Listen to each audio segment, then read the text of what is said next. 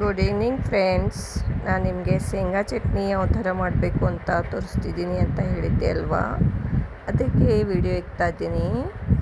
ಶೇಂಗಾ ಚಟ್ನಿ ಈ ಥರ ಶೇಂಗಾವನ್ನು ಹುರ್ಕೊಂಡು ಉಳ್ಳಾಗಡ್ಡಿ ಈ ಥರ ಚಿಕ್ಕದಾಗಿ ಕಟ್ ಮಾಡ್ಕೋಬೇಕು.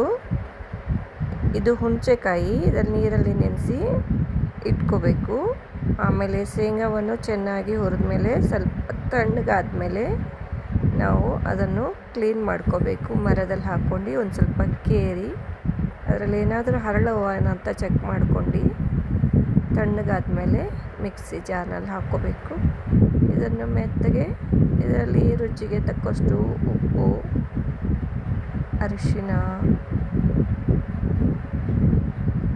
ಜೀರಿಗೆ ಈ ಥರ ಹಾಕ್ಕೋಬೇಕು. ಆಮೇಲೆ ಸ್ವಲ್ಪ ಸಕ್ಕರೆನೂ ಹಾಕ್ಕೋಬೇಕು.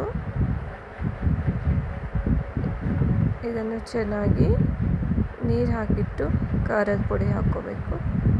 ಚೆನ್ನಾಗಿ ಮೆತ್ತಗೆ ಮಿಕ್ಸಿ ಮಾಡ್ಕೋಬೇಕು. ಇದನ್ನು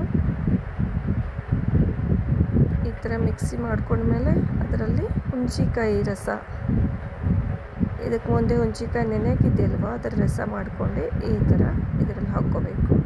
ಇದನ್ನು ಮತ್ತೊಂದು ಸಲ ಗ್ರೈಂಡ್ ಮಾಡ್ಕೊಂಡು ಅದನ್ನು ತೆಗೆದು ಒಂದು ಬಾಕ್ಸ್ನಲ್ಲಿ ಹಾಕ್ಕೊಂಡು,